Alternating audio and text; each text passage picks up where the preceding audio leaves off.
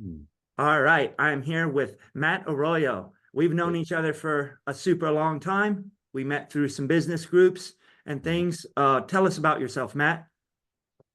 Yeah, I'm a black belt in Brazilian Jiu-Jitsu. I used to fight in the UFC. I was on the Ultimate Fighter reality show. Got into the UFC for a little bit, and then decided to do the gym full time. I've had a martial arts academy for 17 years now. I opened in November of 2007. So depending on when you're watching this podcast, right now it's about 17 years. So yeah, and I've also been in a bunch of business groups. Abu Dhabi, ADCC. I won the trials, competed in ADCC 2015 in Brazil. And I have a family, 3 kids, wife, and I'm a Christian. And I do my martial arts school and I have some online businesses. That was a super concise, total overview of your life there, Matt. So That's it. My adult life. today, we discussed different things that we talked about, and we talked about basically delegating for the purpose of kind of reclaiming your life from the gym. Because, like a lot of people talk about, if you own a jiu-jitsu school, cool. It's like the best job ever potentially, but Yes. it's a job, and soon you learn it's a job with a terrible benefit package and no off time. And if you ever get sick, your whole business dies, and it's a lot easier to get another job than to rebuild another martial arts gym. And it's like, hey, maybe this wasn't the way I wanted to go about this at all. Yeah. So, how do um, how do you go about going from where basically everyone starts, of okay, cool, I good news, I get to teach jujitsu for a living, to, hey, I'm not a prisoner where if I want to get married, I'm going to have to squeeze it in on the weekends and do the honeymoon on Sunday. Weddings got to be Saturday. My guys will be angry about missing open mat, but then honeymoon Sunday and we back at it Monday because that's all the off time I can get. Yeah, no, I've lived that life in the beginning. I was actually fighting in the UFC and starting and running a jiu-jitsu MMA academy, and it was miserable, man. Like I was doing both very poorly. I was losing fights. I would because you're trying to put it, you can't put 100% into two things. That's called 50-50. So I thought I was doing 100% into the fight camp when I was doing the fighting. And then I was like, okay, now it's time to push for the gym. And then I was putting 100% there. But really, I was splitting the time and I was exhausted from one to get to the other. So when I went in full time, all in on running the gym and growing the gym, and I stopped fighting, that's when things started to take off. And I was able literally to put 100% of my time into it and my effort and my bandwidth, because bandwidth is a thing. If you're trying to go around to too many different things, not all of them are going to kind of suck. So I was living the life of, in the beginning, when I was just doing the martial arts school and stopped fighting, of teaching two classes in the morning, doing 4 private lessons between morning classes and night classes, 4 each day, 1 hour, 1 hour, 1 hour, 1 hour, maybe a little break to eat, and then I would teach the 2 night classes, and I would do that every day, Monday through Friday, Thursday, and it went from me loving jujitsu and I can't believe I'm opening up my own academy. This is amazing. This is going to be great. To I don't even like jujitsu anymore. I don't want to teach another day. I don't want to look at another face or do another armbar. And it's terrible because I loved jujitsu as I do today. And the thing they don't tell you is, I think it's in the book, The E-Myth, is, just because you're good at something and you love it doesn't mean you should do a business around it. And if you do a business around it, you better learn business and systems, because if not, you have to do everything. And if you have to do everything, it makes you not love your passion. And that's exactly what happened to me. And I was like, this is incredible. Like, I can't even believe this is happening. Um, I was thinking of closing. I really was. I was like, man, I don't even want to do this anymore, until I learned business systems, right? I went to some seminars in 2010, 2011, 2012, and I started reading more books, getting around better people who know what the heck to do. And then I started putting the systems in place. And that's when we were able to hire people. And, you got to do it yourself in the beginning, because if you don't have money, right? I didn't have money. If you start your business with tons of money, you can just hire right off the bat and just work your way into it. But a lot of you guys who are starting gyms, or are in the beginning of starting a gym, you probably don't have a ton of funds, and the funds you do have, you spent on the mats. and you spent on the first and last month's rent and finding a spot and decorating and all that, and a little bit of reserve in case you screw up or and you don't have the money for the rent. So yeah, you have to do it by yourself in the beginning. But if you're doing the right things and you have the right systems in place from the beginning, it won't be very long before you can go ahead and start putting people in place. And you got to get creative in the beginning. We were giving people free membership, the oldest system in the world, bartering, right? We were bartering. Hey man, would you teach 2 classes for me? I'll give you free membership. I'll even teach you a private lesson. Whatever you have to do to get free labor or bartered labor to buy your time back. There's a great book by Dan Martell I read not last year, but the year before in 2021. It's called Buy Back Your Time. And it was like one of those books where it was painful. Like when you're reading it, you're like, oh, I'm not doing this. I'm not doing this. I should be doing more of this. And I was on the right track. I'm only teaching two classes a week, which is what I wanted to do. But there was other parts of the business where I was doing way too much. Like, why am I doing this? Like anybody could do this. I could train anybody to do this. So you eventually want to get to the point where you're only each day you look at what you do during the day, and each day you're only doing the things that you are capable of doing. Like not something you can just give to somebody else for 20 bucks an hour or 15 bucks an hour, but only the things that you're a genius at that you couldn't hire out. Like you have to do it. Like you interviewing me on this podcast. I can't hire that out. Like you guys, you want to talk to me, right? If I'm doing my own podcast, that's not something I'm outsourcing. That's something only I can do. That's my personality. It's my brand. I'm doing that. When I film my videos for Instagram, I have to do that, right? That's my zone of genius, the teaching and the communication. So you find your zone, and I'm not saying I'm a genius. It's just a phrase. You find your zone of genius. What is it that you do really well? What do people tell you you do well? Maybe it's teaching. If you're opening an academy, it's probably teaching. So maybe you want to teach more. Or maybe it's just being a leader and leading a team. It could be anything, but you want to eventually get to a point where all the tasks that you could hire out for 10, 15, 20, $25 an hour, do that. They may not do it as well as you. And that's the one thing that us perfectionists and people like that, type A, have to get over is the fact that it's not going to be done as well as you do it. But you're only one person and you can't do every system without burning out. So you're going to have to outsource it, make an SOP, a standard operating procedure or playbook, and train them as best you can. And then just be okay with it being done at 80% of what you could probably do. And it gets done. And you do that with this system and this system and that system.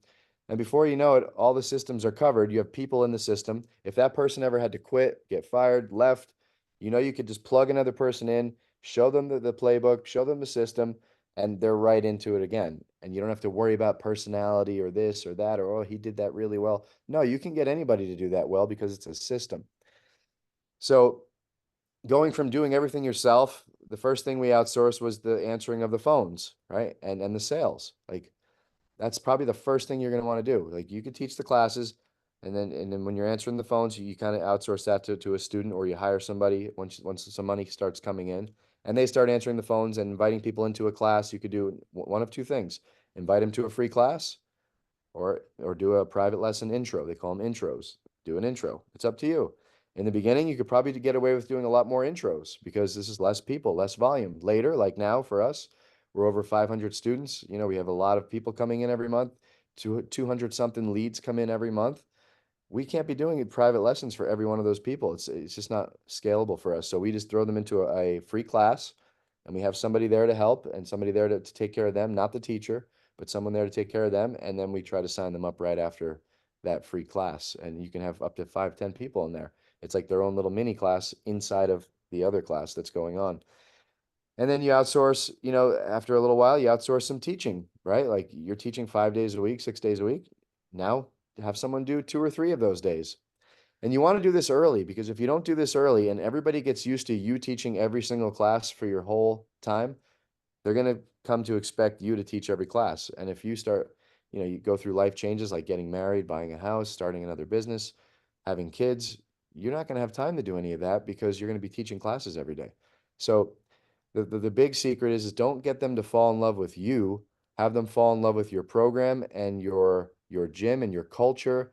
And you don't even really have to be there. It should be like you got to be careful in jiu-jitsu and in taekwondo and all that stuff. It's more kids. So in jiu-jitsu, I feel like it's more adults. So you got to be careful that someone doesn't steal all your people and try to go open up down the road. you still have to have, you can't just leave. Like you got to have your hand on the pulse, your eye on the ball. Like you have to still be looking, you have to still be meeting with people. You got to hire the right people who aren't going to go and do something stupid like that. Although you never know, it could be someone may not do that. And then maybe later they start thinking like, oh, this is something I'm going to do. They get greedy. But yeah, so that's the beginning of delegation. You got to, I would say the first thing is answering of the phones and the sales, and then you move on to instructors and then cleaning staff and things like that. Okay, so that last part, could you say that again? You said the first part is the sales. Is that what you just said? I would first outsource the answering of the phones, right? So when the phone rings, shouldn't go to your phone. You should have a gym cell phone, and you can have whoever, be at the gym answering that phone, getting them in for a either free trial class or a free private lesson intro, we call it, and get them in, get them signed up. And then the second thing I would outsource is some of your classes, right? In the beginning, it's probably only going to be intro classes, beginner classes. So it's going to be tough to outsource it yet because they're all beginners, but you'll see quickly you'll get blue belts, purple belts, brown belts start to join your academy from different places. You'll maybe even have people you came up with that want to teach from another school close to you that want to teach, and you want some of your buddies or whoever, and you start outsourcing your classes is the second thing I would say. So even before sales, you would outsource some of the classes. No, sales first. So it's Okay, so first you, answering of you're the phones and then the sales, same person. So they okay, answer the same person. phones, set the appointment, they come in, do the sale. That's all one person, not me. We outsource that first. Then, secondly, I'd be outsourcing some of my classes. So you don't separate an appointment setter from the salesperson, from the front desk person, from the like all that's one person. At our gym, it is, yes. Yeah. So Well, we you have don't. three people who do it. So we have three shifts. Dan Kennedy says the worst number in business is one. So Mhm. we have three. If anybody has to go on vacation, we got two more ready to go. If anybody has a vacation, whatever, daughter's sick, whatever, we have two more fresh ready to go. And that's actually happening this week. We have a bunch of people can't, not coming in for different reasons. We got it covered. But so yeah, between those three and whoever, and they would teamwork and all that. But when they're in their shift, they're the ones setting the appointment, trying to get them in because you build the rapport on the phone. So if I'm Matt Arroyo and I'm talking to John Smith and he's trying to come in for a class, I'm talking to him for 5 or 10 minutes. I'm building rapport. I'm getting to know why he wants to come in. What are his goals? And we get a little rapport. And I say, all right, man, well, I'm going to meet you. Yeah, if you come to the intro, it's me doing the intro. If you come to the class, you're going to go to the class with the instructor. We have a separate person that does the intro class in the class, and then they come back to me for looking at the schedule, looking at the prices, and signing them up. And again, it's not always perfect like that. Sometimes they can't come in that day or the next day, and it'll be another person who's on shift, but then they'll be um, briefed on who it is and who's coming in and what they want, and then they'll do it. And they'll already know, half the story. So when they're if they're doing the intro model, right? Yeah. So that means this person needs to know a tiny bit of jujitsu to do this jujitsu intro or whatever martial art they're doing. This appointment setter needs to know a little bit of it if they're doing that. So all of our people who are at the front desk all train. So they're all blue, purple, and up. So So you don't you hire inside, not outside then? 99% is all hired within. I say 99% because 1% is one of our program directors. She works at the front desk. Her name is Jules, and we hired her from from the outside. She's literally her and one other person who are currently working for us was hired from the outside, but everybody else is from within. I think they already know the culture. They already train. I already know them very well. I trust them. I know their goals. I could help them a lot better to get to their goals, and they help me get to my goals. What's that process like on converting a student into an employee? Because these are full-time employees, part-time employees. We have 90% part-time employees. Yeah. I'm not saying that's the best way to do it. I'm in a group now where it's more karate and taekwondo schools, and so I learn a lot of their systems. But what they would say is just get a few people, three or four, and put them all full time on salary with bonuses and ways to go up, like a corporate structure. And they hire from within and do that. And I think that's great. By the time I joined this group, to switch it to that would have been so much heartache and pain. And it's just kind of working the way it's working right now for us. There's obviously issues here and there, but we're profiting very good and we're grossing very good and everybody, our students are happy and our coaches are happy. So I didn't want to like wake the sleeping giant and mess with that. But I'm not saying the thing you learn in business is, yeah, I can give you a system, but sometimes you got to mold that system for your gym. You know, like if you do everything exactly the way I do it, it may not work for what you have going on. But if just like MMA, you take a little bit from Muay Thai, you take a little bit from Jiu-Jitsu, you take a little bit from wrestling, you mold it into your own style. That's how businesses work. It's your business. My system may not work perfectly for you, but maybe a little pieces of it can, and you mold it into your overall MMA game, your overall business. But yeah, so I have like 19 people working, and I would say almost all of them are part-time. We have like, different coaches who teach twice a week, a lot of them, a lot of different coaches. We have someone who runs the after school program full. She's like, I say it's full time, but if you added up the hours, it probably wouldn't be full time, but this is her only job. She runs the after school program in summer camp. I have a guy who runs our kids program. He's the leader of our kids program. I mean, this is all he does, right? He has some other gigs here and there in jujitsu, like he teaches at different schools, but this is his main thing. Um, our front desk people, they probably don't reach 40 hours a week each. So I wouldn't say they're full time, but they're pretty close. It's more than part time, less than full time. It's in the middle. So yeah, well, that's how we have it. And so it's a lot of people to manage, a lot of moving parts, but we've been doing it for 17 years and we kind of have it down. I probably would, if I was to restart a gym, I probably wouldn't do it this way. I'd probably do it the other model, like I told you, where we just hire a few people to teach more classes and pay them all the money I'm paying here. I just put that into one and make it, a salary. So with that, yeah, you're saying, okay, people to teach more classes, but Hmm. at a normal gym, there's only so many classes. I know, yeah. Do you have multiple mat spaces? You're a pretty huge gym. Yes. Yeah, Yeah, okay. we So, have two mats. Yep. Two okay, rooms, two separate rooms of mats. Yep. cool. Yeah. So yeah, we So, could do a lot of classes at a time. yeah. So, our there's like the idea of the universal employee model, right? Where everybody can do sales, everybody could answer the phone, and Teach. like right, everybody could do all the things. And it seems like you're going a little bit away from that model where the coaches don't do any of that sort of thing, that there's that people are specifics. Am I understanding that correctly? Pretty close. Yeah. A lot of the coaches don't do sales. One of them we're training now to do it.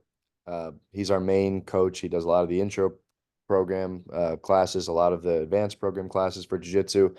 So he's actually currently getting trained on how to do it. And he's actually already made some sales. And I see the value of having all the coaches be able to do that. But mainly for me and for our gym, this is the guy that needs to be able to do that because he teaches all the intro classes. He teaches all almost all of the advanced classes. So um, yeah, so for him, he's definitely one that needs to know how to do it because there's going to be times where he's going to have to do that. He's going to be there in a spot where his program director's not even there, some of the later classes, and he's got to be the one to do that. So yeah, I wouldn't like I wouldn't model your gym if you're starting out after mine. I have a ton of hacks and a ton of knowledge on all this. But again, if I were to do it over, it would definitely I'd start it differently, for sure, 100%. I see the light now. It's just too hard to go back when, it's almost like a divorce to be able to divorce and then go back and marry someone new and start fresh. It's not going to happen for me for that. But I could slowly start implementing different things from the way I would want to do it. Like I've been doing, now I have one guy teaching a lot more classes. Still have a bunch of classes, a bunch of instructors, but the core classes right now, it's one guy, which has been great for us. Easier on meetings, getting all these people to meet is hard. Getting the core guys to meet is easy each week. Keep the hand on the pulse, set the goals, and go. So what is pick one of your more complicated and more hours employees and like what does their day look like and how much have you like pre-scripted that, pre-blocked it off and predetermined exactly what they do? So one of them, his name is Michael Lugo. He teaches all the intro classes. So there's two of those in the morning, four of those at night. He teaches Most of the advanced classes, he teaches, I don't even remember how many, maybe 3 or 4 or 5. 1, 2, 3, 4, 5, maybe 5 each week. He teaches the teens, which is 4 times a week. So he's just on the mat all day, and he does a ton of private lessons. He's making really good money. He does camps, so he'll do it like right now he's doing a half guard camp. So he'll take two classes a week for just random people. He'll take only 10 people. He'll do a camp. He'll do that each week. So this guy's on the mat all day long. And I said, dude, I would burn out if I were you. He's like, nah, I'm fine. Like some people can just handle it. Like some people just do. Like, some people, it's all relative, right? Like what were you doing before this? All right, jujitsu is a cakewalk now, right? If you're a roofer or if you're a whatever. Now I'm just teaching jujitsu. That's easy, right? So some people think like that. And again, he'll need breaks here and there, but how much of his day is scripted? He knows exactly what he's teaching. He knows how to run the class structure. So each lesson's already pre-planned, by our calendar and what we did in the beginning of the year and our curriculums. So he knows exactly what to teach. He knows the subject. He knows how to teach it. He knows the structure of the class, the warm-ups, the lesson, the rolling, the drilling. Um, and then he knows sales. So if he has to do sales at the end of a class, he knows how to do that now from each system. So I would say he's basically the one who's there the most. And then we have our program directors who are up at the front desk every day. I have one person come in at 10 a.m. and they're done with their shift at 4. And then the next person comes in from 4 to 8:30. So those are the shifts. So what is that? 11, 12, 1, 2, 3, 6 hours a day, 7, 8. And then the next shift is 4.5 hours. And they have an entire checklist, a whole description of exactly what they should be doing each day. They complete the checklist. And these are just reminders. I'm not saying they have to go by the checklist every single day, but I do want that checklist on my desk at the end of each day. So at least they have a guideline of what they need to be doing. But they've all been doing it so long, they kind of have the flow down. And but yeah, I mean, the number one is nothing happens till a sale is made, right? Nothing happens to a new student joins. Um, so we're always worried about the 5 profit centers, right? So number one is new students, always getting new students, answering the leads, answering the emails, answering the calls, answering the text, the Facebooks, the Instagrams, all the social medias. Our Market Muscles website has its own text feature that we're going back and forth, answering all the calls, setting the appointments. If there's any appointments for that day, they confirm the appointment. They meet with the appointment, whether it's an intro or whether it's a free class. They grab them after the class. They're answering the phones. So they know exactly what to do. It's all on the checklist. Just check it off. You walk around the gym, do a walk around, make sure everything's clean, make sure the bathrooms are stocked with paper towels and toilet paper and all that good stuff. Showers have the defense soap. They do everything. They do so much stuff, like they're responsible for all of that. And missing in action calls, different things like that. Confirming, putting the stuff in the system, after someone signs up, putting all the paperwork in the system, running the cards, um, checking the mail, checking just everything, and any other tasks that we need, if we need stuff from the store. So they do all of that, and it's all on a checklist. It's kind of hard not to be able to know what to do when you have a list right in front of you. Um, and then at the transfer, when one person leaves, the other person comes in, they meet for about 15 minutes, debrief each other on what's going on. Hey, you got someone coming in tonight, check the calendar, this, that. I talked with him, we sold this, and then they switch off. And then we meet every single week on Monday. We go over all the leads, we go over all the upgrades. So we get back to the 5 profit centers. The second one is upgrades. If you're not doing upgrades in your academy and you're not on it every single month, you are just leaving massive revenue on the table. People should be going into the next program. They should want it. They should be begging to go in the next program. And the next program is a little bit more expensive, right? And they have to put another down payment and they got to get in and they got to get signed up for it. And then number 3 would be renewals and retention. So you got to be making sure you're planning retention events. Like we do every UFC, every pay-per-view UFC, we do out at a bar that we've sponsored with, and we do that together. We have a parent night out every single month, except 2 of the months. We don't do it in October because of Halloween party. We don't do it in December because we have a bunch of different events in December. But 10 months out of the year, we do parent night out. We try to do a barbecue every quarter. We try to do an in-house tournament, all these retention events. And of course, they generate a little bit of revenue, but it's more for retention and getting people to be friends with each other and train together and get that camaraderie. So you got new students, upgrades, renewals and retention. You got special events, which we kind of went over a few of those, and then you got merchandise and, putting sales on merchandise, packaging it together. If they do paid in full, we give them a free gi, like ways to sell more merchandise. But those are the five, and of course, private lessons, if you want to call it a profit center, but there's six of them.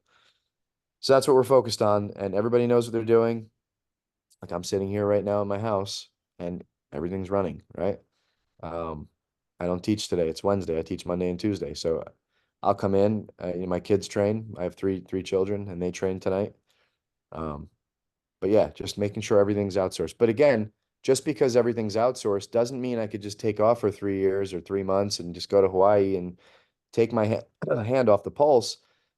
Sometimes when the mouse is the cat's away, the mice will play, whatever you want to call it, like stuff just starts to get lower quality. So you always have to have some presence.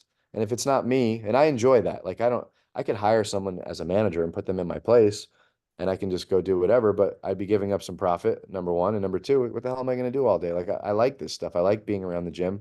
These are my friends. These are my family. Um, I enjoy it. So that's why I'm there. So I'm the guy that when I go, I'm the guy that with the hand on the pulse. But if you don't want to do that, we talk about outsourcing. You could easily put someone in your place and let them put the hand on the pulse and they just report to you each day or each week. And you take your money and you go and you give them theirs and everybody gets paid. And, but you'll get bored quick. I know that unless you're going to do another business venture. All right. So you brought up doing another down payment. I want to real quick talk about the down payments because Matt is the very first person I got my down payment system from. So I do that. I've showed it and talked to it about it to a lot of people. So how Matt did it, this was a very long time ago, and he very possibly does it differently now. But how he did it at that time is he billed his students on the 25th of each month, everyone. Memory. What?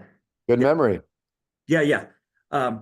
Yeah, I'm weird. Right. So he billed all his students at the 25th of every month, and he had basically, hey, you could do no payment now, and you could just bill the regular amount, which I believe was 177 was one of the numbers at that time.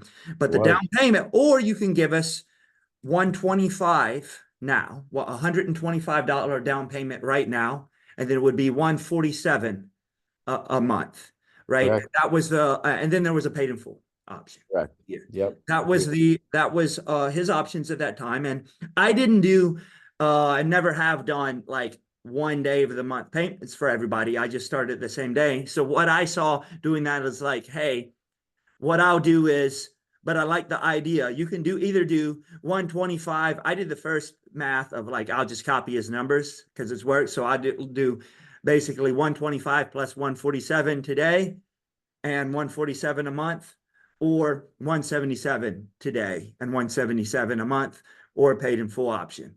And from there, I went more and more up on the down payments and rounded it out a little bit. But the whole idea, just making sure annually you save a little bit of money, it having a third option, rather, because a lot of people do, okay, you're paid in full or the down payment, or you can do like, okay, cool. How about an in between? Because so you don't have or don't want to put forth the amount of money to do a full year. So if you do this immediately, you help pay for ads, right? Because ads get more and more expensive, and you get the money back faster. Yeah, it becomes another revenue stream because you could not charge them the down payment again next year, or you could. Either way you want to do it. So what I don't have yet, maybe Matt will share with us, but I don't have a system where if you upgrade, you pay another down payment. Yeah. So how does your down, like, so I described the old one. This might have been 7 or 8 years ago that I just described. And I really feel like that I described it pretty accurately because I'm good at that sort of thing. That was exact. Yeah. Right. So I'm that's one of my weird things that I'm pretty good at. I'm good at remembering stuff, weird stuff like that. Yes, you are. But I'm not good at foreseeing the future and seeing what Matt does now because he hasn't told me yet, but I'll probably remember it forever if he does. So what are we doing right now, Matt? All right. So yeah, I joined a consulting group called MAIA, MAIA, Martial Arts Industry Association. Really good group of guys. I've been in it for now for since 2021, end of 2021. And it's been amazing for me. My business went up, systems got better.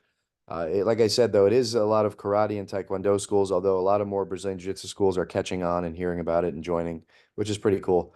Um, so some of the stuff that they teach, again, like a lot of karate and taekwondo schools focus mainly on children. So if you want to grow your kids program, that's the group to join because they have the systems down, everything. But it also works for adults as well. And one thing I got from them, which literally grew my business by like 15% the first month I implemented it, was their pricing structure. And it's because every option has a down payment. So how they do it, and I don't remember my exact prices, but I'll just give you like a, so don't memorize this for 10 years from now because I don't know if it's exact, but it's close. The down payments are definitely exact. So they have four down payments. So it's four options, option A, B, C, D. Option A is paid in full. So right now our paid in full, I believe, is 1680, right? 12 months, two classes a week plus an open mat on Saturday if you want to go to the open mat, but you get two classes a week for that. Option B is 399 down, let's just say 112 a month. It's low monthly, right? Because you're putting 399 down. Option C is 299 down, and let's just say 135 a month. And option D is 199 down, and let's just say 155 a month. So every month, or I'm sorry, every option is a down payment, which is why my business grew by 15% the first month, is because I only had one, like the one that you mentioned, the option 1, 2, and 3. Only option 2 had a down payment, and of course, option 3 was a paid in full. So that's one big down payment. So imagine every choice that they pick has a down payment, right? It's good for us, and it's actually good for them because their monthly payment's going to be lower, and everybody wants lower monthly payments. Nobody really wants to pay a whole lot up front, but if that's only the options you have, and they really want to join your school, then they do it and they're like, damn, that sucks. And 2 minutes later, when their first payment comes out, they're like, oh, that's awesome. It's lower. Like, look at option B. It's like 112 a month. Like, what gym in America charges 112 a month for jujitsu? Like, nobody really that I know of. But it's because they put that big down payment down and it took off the program price, right? So if the program price is, I don't know, $2,000, then we took 20% off for that option A, which is like 1680. And then you take 15% off for option B, which is 399 down. Let's just say, 115 a month. And then 299 down, 130 something a month, and then or 199 down, 150 something a month. And if you do option A, we offer a free gi, like the real one, not the crappy one that most people offer you in the beginning. Like it's a real awesome gi. It's like $150 value. So that makes people want to do option A more because everybody likes free. And if they had the money and they were on the fence, now they're off the fence because they get that free gi. Or if you don't do gi, if you're like a 10th Planet type school, you can get a free rash guard and whatever you want them to wear to class, you give them that free. Why? Because it only costs us what, 30 bucks, 20 bucks to do a rash guard and 20, 30 bucks to do shorts. So we're out of pocket 60 bucks for them to get off the fence to do 1680. No brainer. And then for B, C, and D, we don't offer anything, just a small discount off the program price. So that's that, right? So in 12 months, we should have already upgraded them before that. But if we didn't, they have to renew. Remember, I said the third profit system was renew. And when they renew, they got to choose another option. One, and they all have down payments again. So the real magic of this happens after a year. Because yes, right now I'm getting down payments monthly, down payments monthly.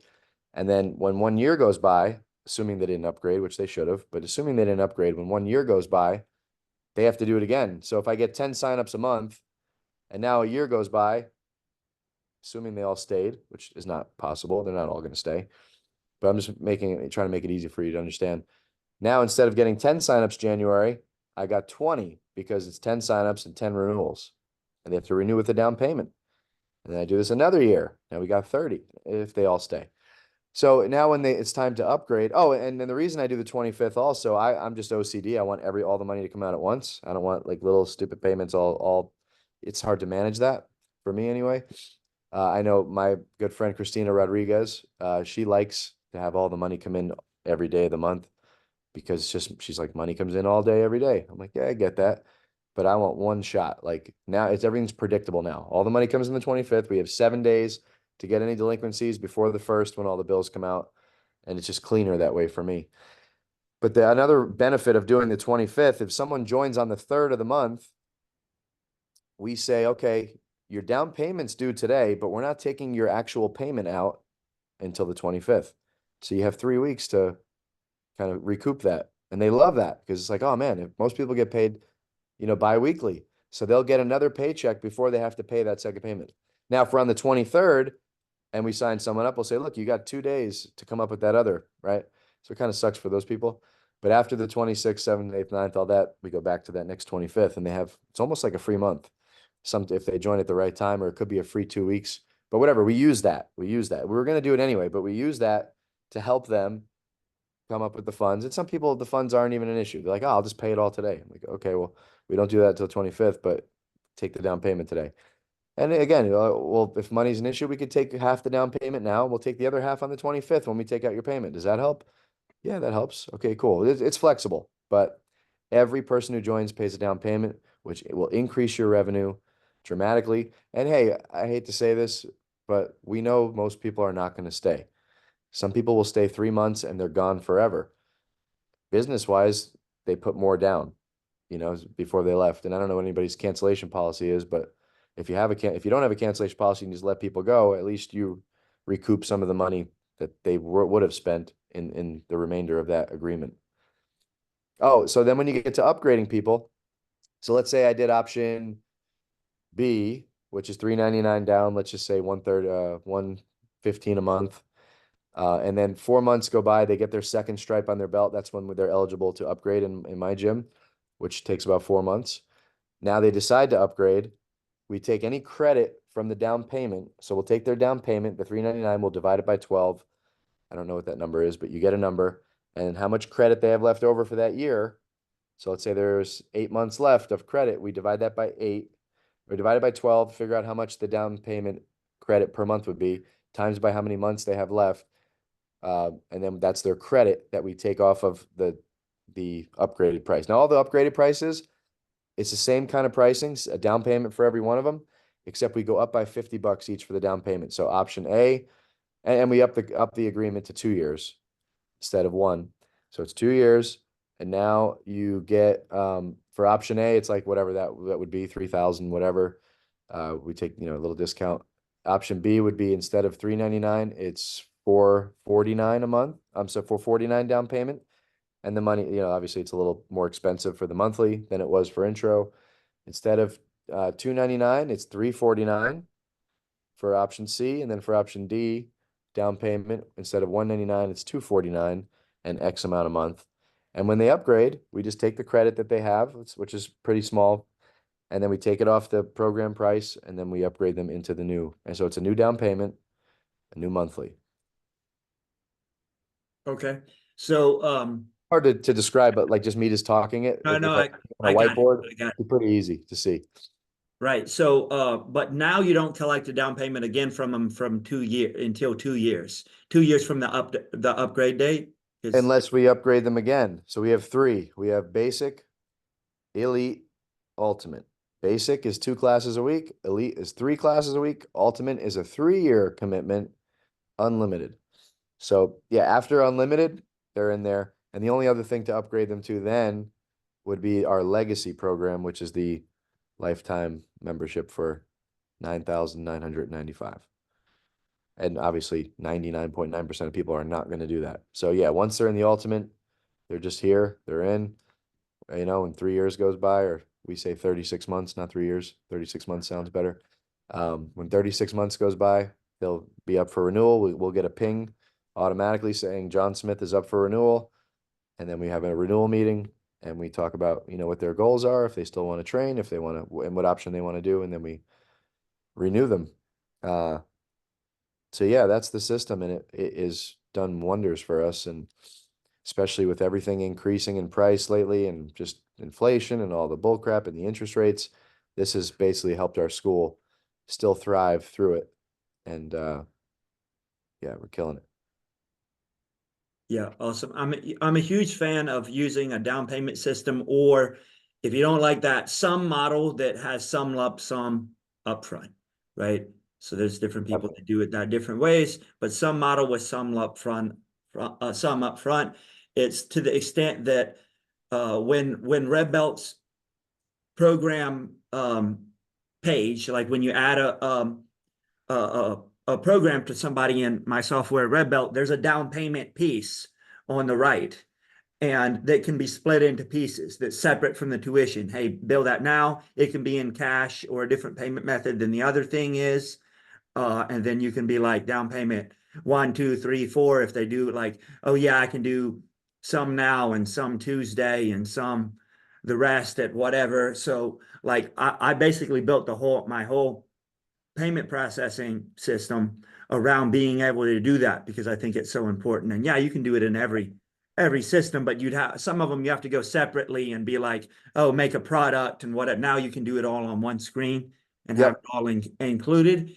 Um, and I did that because I felt like it was that important, and nobody else seems to think it's that important. But Oh, yeah, it is. it's really super central to like every year ad cost goes up. So if you can't pay for your ad cost by getting some money up front, then you're basically not competitive to be able to compete for the new leads. And 100%. What did Dan Kennedy say? The business who could spend the most money wins. yep, the business that can pay the most to acquire a customer wins. That's Um, it. And you can look at that to acquire the customer.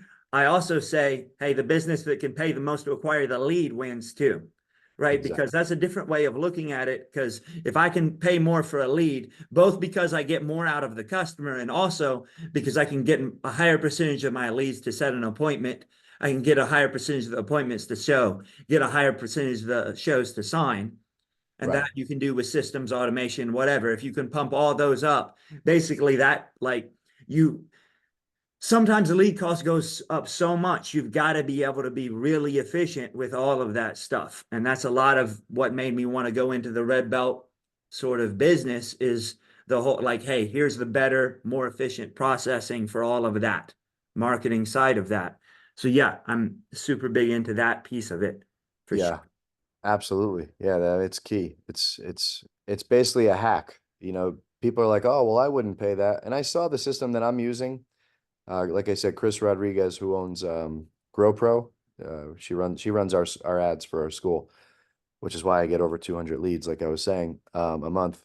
But she showed me this pricing system years ago, years and years ago, and I looked at it and I was like, "Eh, I wouldn't do that," or maybe I would do it now, but and at the time I was thinking like I wouldn't want to pay that, so I just dismissed it. And 5 years went by, and then I finally joined the group she was in, and I did it. And I was like, man, if I would have done that 5 years ago, we would have been profiting so much more now. But whatever, you do it when you're ready. But if it's just a hack, you just take out the pricing structure you're doing and put this pricing structure in, and your business will go up by 15%. It is what it is. It has to. You may get a few less signups, but the money you're getting from the ones you get, it's gonna overdo it. It'll make compensate for it. Right. Well, one way to think about it, though, that I explain it to people that are like, no, I don't want to do that. People will say no. Well, first of all, people will say no if you've got it weird in your head in your pitch. Then they'll, Of course. if you truly believe you said no, then that might rub off and they might say no. Sure. But that end option you were discussing is very close to what you're doing anyway. Right. So that the 199 down and 157 a month or whatever. So take whatever you charge right now, Mhm. or I kind of recommend this actually as an opportunity to go up on your price. So don't take whatever you charge and whatever. But if not, you could, if you're like normally like, no, we charge 177 a month now. It's like, okay, cool. So if you do 199 first month, then just give them a month to make yourself feel better. We do 199 and then 177 a month. You're not going to lose anybody there. That's basically what you did before, right? So Yep. you got 27 more dollars. If it makes you feel better, give them an extra t-shirt or something. Okay, cool. And now you have some options for them to pay more, right? So if you think no one will do it, cool, then no one will do it then. So your thing at the end is basically the option that what you're doing right now. And that's the pitch I've used to get people to go to a down payment system. I don't personally do 5 options. I think that's a lot of Four. options to okay, 4. 4 is better. I like 3, um, which is what Matt had originally Mm-hmm. when we joined. Now, if there's upgrades or things presented at a different time, that's fine. But like at once, I don't. There's a saying called the confused mind never buys. Right. So if I overwhelm you, it also depends on how skilled the person presenting this is. But Sure. if I overwhelm How it's you, laid out. yeah, you've heard of That's the cool. objection. I've got to think about it. Well, if Yeah, they're confused, they're really got to think about it now. exactly. Yeah, no, and I think the reason for the 4 is the option C, I believe, is a decoy. Nobody does option C. Like I get maybe one a month out of the 30. Which one? Which one is that? That's Option C is 299 down, and it was like I don't know. I'd have to look at it. Like so one it's basically a bad deal. You're better off giving 100 more. And yeah, okay. pushes people to, so our Because most there was a popular is 399. obviously D because it's the cheapest, but our second most popular is option B because it's like option C is like, that's stupid. If I'm going to do that, I might as well do B. It kind of decoys them to go to the B. So I know some of the people in the group took out C and they were getting almost all option Ds, which is the cheapest, the down payment. And then when they put it back in, a lot more people started doing option B again. So it's kind of like that. But if you saw the layout, it's beautiful. It's not confusing at all. It's there's a lot of pages. It's like option A has its own page. This is what this is. Option B has its own page. Option C, option D, and then you have turned to the last page, it has all 4 neatly, perfectly laid out. It's like no brainer. It's either B. If you have the money, it's A. Like everyone does A because you get the free gi. We do about 5 or 6 A's every single month, like clockwork. Like it's weird. Like the number 5, I don't know what it is. It's like between 4 and 6 it's predictable because they say like 20% should be your paid in fulls. And if it's not, you got to increase the price. So that's what we were doing. And we're at the sweet spot now. We're getting 5 a month. So what is that? 1680 times 5. And we are throwing in the free gi. So that does help us get to the 5 or 6. You know, that's a lot of money, right? Like it's 15, 30, 40, 60, 70. That's almost 10 grand a month right there just from your option A's.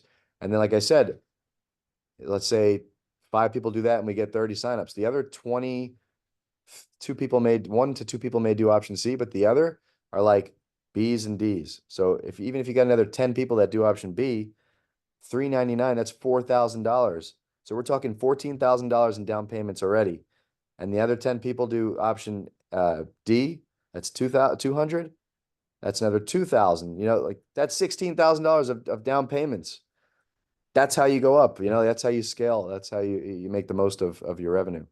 Yeah. So it's when I talked to Matt about what he was good at beforehand, and like we can go back to more about the systems and things like that. But like then when he mentioned that, it came back to me. It's like, yeah, Matt is who I first saw a down payment system from. So we had to talk about Oh, yeah. that. But in terms of revenue, I'll say that in Red Belt also we have a one report called a revenue breakdown report. It's basically based on month or year or whatever you want. You can break down the revenue, and our down payments, things that are counted as down payments for us is about 80% the amount of our monthly tuition right now. So it's almost up there to matching the monthly tuition. So people are like, I don't know if I want to, like, okay, it's almost doubling the revenue of the school for me right now. Uh, Crazy. so your results may vary, right? And it wasn't Sure. that when I started, right? But right now that's a big chunk of the revenue.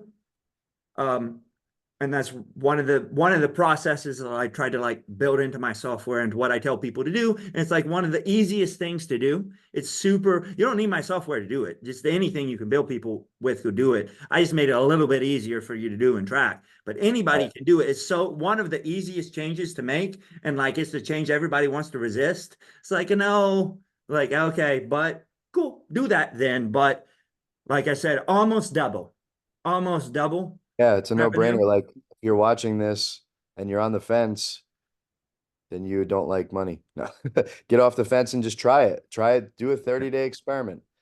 I would say do 60 days because the first 30 days you're gonna you got to train your people on it and you got to get it in Yeah, effect and well, all. that one option is basically what you're doing right now. You Yeah, basically giving people an option to do what you're doing right now. yeah, You can't lose because if everyone chose that option, you didn't lose. Like nothing happened. If anything, it made it easier to sell that one by showing some other higher down payments. exactly. Yeah. So what do you know your percentages like that? Do you know how much your money comes from down payments? I have it on a chart that I don't have out at this moment, but yeah, we have that every month. We do the statistics on it, but um, yeah, I'm not sure off the moment. But one big thing that they taught us in the Maya group, which I keep going back to because a lot of the stuff I'm doing now I learn from them is just a concept of this, which may blow some of your minds. 50% of your revenue should be from your auto collect, whatever your auto tuition. Mm-hmm. Only 50. The other 50% should come from the other revenue streams, down payments, special events, merchandise, renewals, whatever. So if it's not like that, you got to try to. Most people, if I ask, what percentage of your income, of your revenue and all that is from your auto collect, they'd say like 80, 90.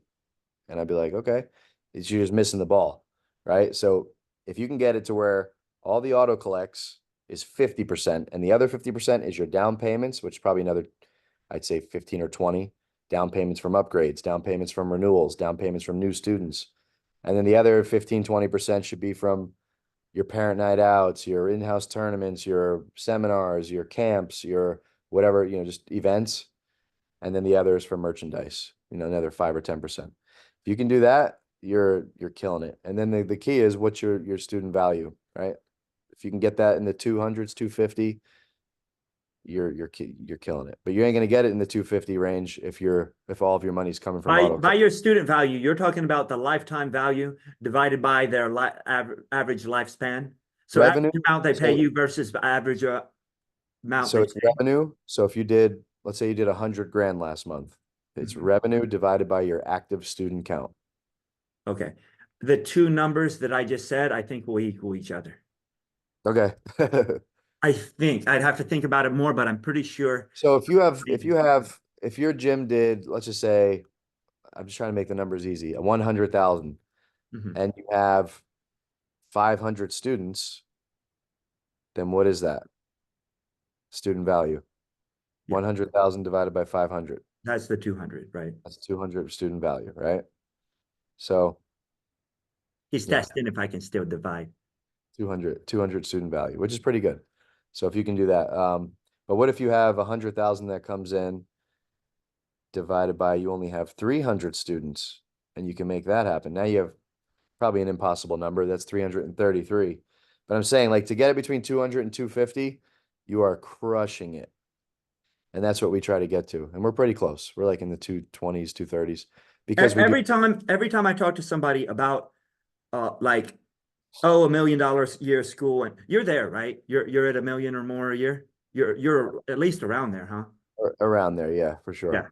So every time, like what they do is they divide their tuition amount, like, or they multiply that by the student. They're like, I'd have to have that this many students. Like, nah, that's not.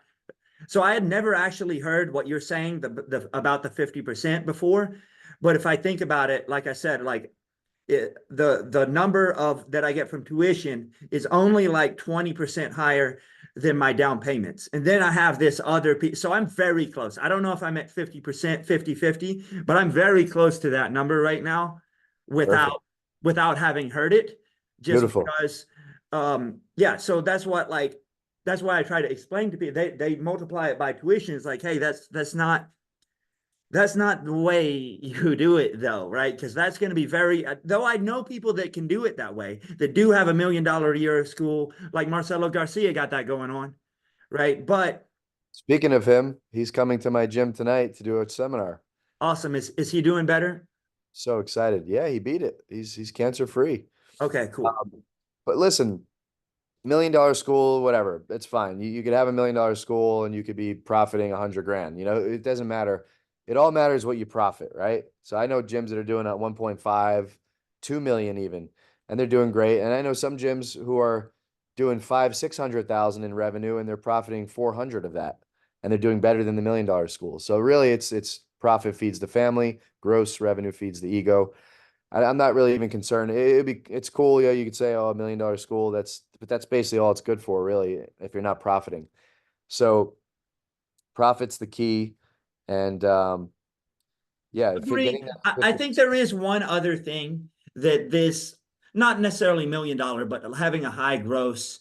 sure. One, it demonstrates that you have marketing and whatever systems that can do this stuff. But the other is, um, it shows that because payroll is going to be a big percentage of your gross, right? So it shows that you're not feeding your family, just your family, you're feeding other people's families. If Yeah. you got $1 million a year school, you're feeding a lot of families, not just Yeah. yours, because it's going to be hard. Like you, not a one-man show doing $1 million in gross.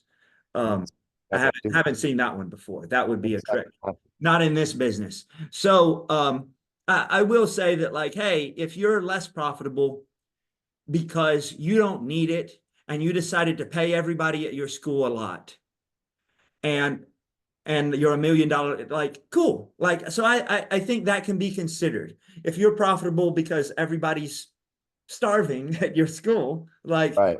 versus somebody else is like, hey, maybe you made about the same or less. Uh, but like everybody's really well paid, which also means your school is going to be way more stable and way more Sure. consistent. Because if you got employees getting paid a whole lot, they're going to be way less likely to open up next to you. Um, Right. so I will give people that want to, yes, it's mainly people are saying that to brag or whatever, but like it is something to it. It's like if you're producing jobs in jiu-jitsu, because many people, so there's people like us that are very entrepreneurially and don't mind doing this. And Sure. that's most of my viewers too. And there's also people owning a jiu-jitsu gym that really just wanted to teach for a living. And there was no good jobs available for them to do that. There Right. was no way for them to quit their 9 to 5 and teach jiu-jitsu. They thought the way was to open a gym. And many times that person has to keep their 9 to 5 because they're not focusing on the business piece of it. They're like, I just want to teach. I just want to teach. And then like things were not so good. So guys Yeah. that do really well with all this stuff, they make jobs for great jobs for people like that. Yeah. And on that point, I was just thinking, like, I always tell people the same thing who want to open a gym or whatever. If you can't transfer the passion that you have for Brazilian Jiu-Jitsu to business, or at least mimic it, like you love watching a John Danaher video, you love watching YouTube videos on Jiu-Jitsu, you love reading books about Jiu-Jitsu, watching instructionals, you love that. You can train all day. If you can't transfer that passion to business, sales, and marketing and systems, I honestly love reading books about business. I love reading books about marketing and sales and systems. I love joining groups to get me better at that. I love masterminding with people. I love being around other people who love that stuff, Me too. just like I used to be and still am about you. Just like how crazy I was about jujitsu, that's how crazy I am about business now, and then learning and growing in it. And the only way to get to that level is to have that. If you're just the guy that likes to teach classes and you can't transfer the passion into this, you're not gonna.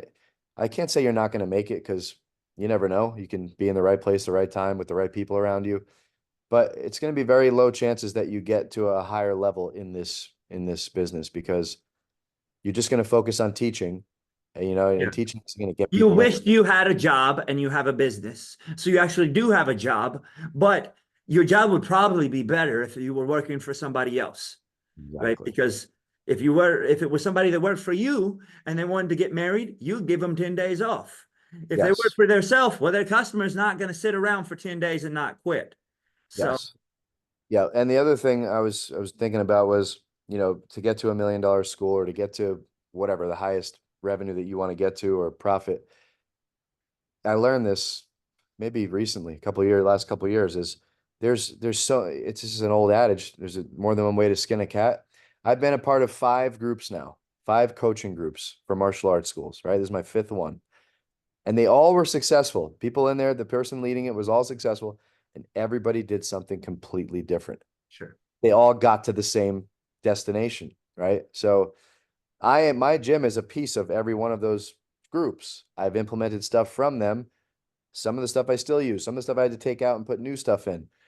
But just know that like there's no wrong or right way as long as it gets you to where you want to go. Like I just made a video about this on Instagram the other day for jiu-jitsu moves. I said the big secret that your coach doesn't want to tell you is there's no freaking wrong move if it works. Like Yeah. there's so many different guard passes. You can learn 100 guard passes right now. I could teach you 100 of them and perfect technique and this and that. But if you just go up and grab the guy's legs and chuck him to the side and land on his side, that pass was just as good as any one of them because it freaking just worked. And it's the same in business. It's like I could teach you 10 different strategies and pricing structures. If you just get one out of your brain and just put it in there and it's making you the amount of money you want to make, then that was the right way for your business. Almost anything works if you follow it. And part of the point of this podcast is to bring in different, really successful gym owners and show you different ways, right? And of every guest I've had, all of them, even though some of them I met in the same spots. So you would think they'd be kind of the same, but generally they have some very different points. And I actually try to drill down on the different points. But yeah, everybody's doing things a little bit different. And there's a lot of ways to get there. But that said, if you are, my whole thing, like, so the argument in jujitsu and business against what you just said is like, oh yeah, so the counter argument is, but a white belt doing whatever isn't going to pass your guard properly, right? So, but if everything is equally valid, the white belt could just make something up and pass your guard. It's like, well, theoretically, yes, except for no. So you do have to be intentional and have a plan. Right. And at some level, you can make it up for yourself. I know a lot of black belts like, hey, they've modified like everything they do, really normal. But at the beginning, you should follow other people. You should see what works. Start by trying to model one of them or some of them, some of the different pieces. Start by copying and learn, and then you can evolve and change, just like I did with what I was talking about with your down payments, like I did with all these different masterminds and things I've been in. So I will say that the school owners I talk to that think they know better than everybody and don't want to join any masterminds, don't want to learn, don't want to whatever, like they come up with whatever random thing, it's usually not as good as these other ways. There's a zillion right ways, but if you don't really like have the education, be able to make something up. If I told you right now, like, okay, you've got to roll with this white belt and you can't do any move that you've ever done before, you can make something up that's good, but because you have the background, and you could do that in business too. If you tell the white belt, like, you can't do anything you've learned in class and you got to pass this other white belt's guard, they can't do it, right? They can only copy and do that's what I have to say about that. But like Matt is exactly right. There's a zillion right ways. So if you're trying to look at these two different guys that are really successful and find out which one of them is right, they're probably both right. Right. One might be a better fit for you, but they're probably both right. There are some people that are teaching things they have never done, and maybe they're wrong. But if anybody's successful and is showing you what they actually did, then they probably got some good stuff going on. And like, I get genuinely interested when that's one reason I derail and do different things on these podcasts, because I get really interested in what guests are doing that are different. Like, I'm super interested in Matt's like upgrade down payments, because we've been doing down payments for 8 years. But the upgrade for down payments, how do you have the systems for, so you said the first time you talked to them is 4 stripes or 2 stripes on a white belt. You said when they have 2 stripes, you talk to them for the first time? That's when we first bring up, everybody knows that when they get 2 stripes, they're eligible to upgrade now. And do you also talk to them about that, I assume, at the end of whatever contract they're talking about, or do you just do the renewal? Do you talk about it when we're enrolling them? They know about the upgrade. They know when it's coming. They know how to get it, how to get to there. And they know that that's the logical next step. They know all of it. So we pre-frame the upgrade. And then when it's time to upgrade, they get emails every day. You pre-frame the price too, or no? We pre-frame that it is a little more expensive. We don't tell them the exact. Yeah, you get more value, so it's obviously a little more expensive is what we tell them. And then, yeah, when they get emails and texts from us, all week for their first 3 months of being there. And then on the fourth month they get the appointment, they come in, we tell them about they get nominated, right? Once they get their second stripe, the testing happens that next Monday, they all get we call it the CAP certificates, Combat Athlete Program certificates. They get nominated to I go into remember you talking about that forever ago. It's like, hey, did you cap that person and whatever? Yeah. cap them. And then yeah, and then we bring them in and we tell them about the benefits of the program first, always. We tell them why they should do that and what they'll gain from it as a martial artist and a person. And then from there we show them the prices and this is what it is, and we give them the credit if let's say they did an option A, which is paid in full. We'll take the credit off the program price, and then we'll go back into the down payment and show them that from there. Yeah, that's cool. So Works. the whole thing is pre-framed. I think is a super important part of it. Nobody likes surprises. Pre-frame everything. Don't surprise anybody with Absolutely. anything. They should know everything up front. Be transparent. So you do a lot of martial arts at your gym, not just jujitsu, right? You do MMA, kickboxing. Yep. So with the upgrades, with I assume with the basic one, you can just do one. You can just do kickboxing or just jujitsu before you upgrade, or okay. Yep. Gotta So pick. if I just did kickboxing with you at first, I'm never going to get 2 stripes on my white belt. So where's the We have up? a separate one for kickboxing. So if you're in the kickboxing route or whatever you want to call it, we have a 10-week curriculum, and at the end of the 10 weeks, they take a test. If they pass the test, they're eligible to upgrade. Cool. So 10 weeks. So that's a No, bit I'm sorry, it's not 10 weeks. It's 10 lessons. okay. So 2.5 months. I was about to say that's a bit longer than, but now it's a Yeah. bit shorter. Yeah, 10 weeks. So now it's 2 months and 2 weeks. So it's 2 lessons a week. So So yeah, that's about was that a month and a half? No. 10 weeks, 10 classes. well, 6 weeks would be 12 classes if they're doing twice a week. Right. So it's a month and a half, right? Yeah. So it's 4 weeks if it's 10 classes, right? 4 weeks would be It's eight, five. It's 5 weeks. five It's five weeks. Yeah. weeks. 5 weeks. So that's fast. So much faster than the 2 stripes on your white belt. Yeah. Any reason they're not the same, or just it came out that way? Way less moves and striking. Okay. Make that So a is it 6. about moves? It's about learning. It's about how much you've learned. It's about upgrading. Like what is the mindset of upgrading? Is it about how long you've been in there? How you're deeper you are in the culture? Like what makes it the time to present an upgrade? Well, for jujitsu, they get 2 stripes. Now I feel like they're safe to roll because we don't roll in the intro program. And for striking, same thing. We don't spar in the intro program. So after 5 weeks, they at least know the lessons. They still don't spar when they get to the upgraded program until they're ready, but at least my upgraded coach isn't gonna have to teach them how to put their hands up, throw a punch. I'm sorry. Mia, tell her I'll be there soon. Well, then tell her to just leave. So you can edit this out, right? Yeah. Okay, sorry. Or we can leave it in. He's a real person, real life guy, man. Yeah, yeah. My daughter walked in and they thought I would be done by 2, so they're in the car waiting for me to leave because we only have one car right now because of crazy reasons. But yeah, so that's where I'm at right now. Sorry, guys. Yeah, I blocked off an hour because I just figured it'd be an hour. But Okay. Yeah. Well, um, can be if yeah, you need you can to. always do a part 2 Yeah. because my daughter keeps running in every 3 seconds. Mom's gonna kill you. Mom's out in the car. Mom's waiting. Mom's waiting. Yeah. So So yeah. this one's been good. We can always do another one whenever. Yeah, we could do Thank part 2. There's so much more to talk. We could talk for hours, really. I mean, there's so yeah. much more to talk about. Yeah, I'll be happy to have you back whenever we can talk about that. But before we um hop off for today, did you have any sort of closing things you wanted to tell everyone? Anything like that? Yeah, I didn't even talk about my Instagram. I went from 3,000 followers to 456,000 followers in 7 months.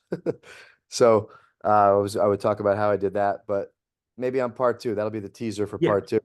Follow yeah. me on Instagram if you want to learn more stuff about jujitsu, martial arts, school owning, whatever you want to do. It's Matt Arroyo MMA.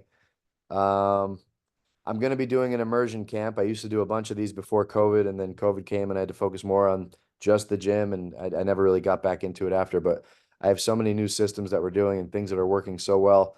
So if you're a school owner, what I'm going to do, I'm going to do two seminars this year. One of them is an immersion camp where I'm going to invite only 10 people to my gym for a day or maybe 2 days, depending on, I just got to get it structured. We usually do 2 days, but I might be able to condense it into one. Um, it's not cheap, obviously. You're going to be spending the whole day with me. I'm going to show you every system, and only taking 10 people. That's going to be later this year. And I'm also going to do one on how to grow your audience, how to create an online academy. So if you're already a gym owner and you're already doing well and you want another source of revenue, like this is the one I'm focusing on right now, is the online presence. I just told you I went from 3,000 to 456,000 followers in 7 months. I'll teach you how to do that and also create an online academy and courses um, to make money online. You'll make way more than that than you do at your school because there's millions of people to market to instead of, the few hundred people you could fit in your building. And so yeah, just follow me. And if you're following me, you'll know when that stuff comes out. If you get on my email list, you go to mattarroyo.com, get on my email list. I'll send you some updates and some cool stuff. But I appreciate you having me on. Okay, awesome. Thanks for being here. All right, brother. Have a good one. All right. Sorry about that, man. We got a lot of stuff to do.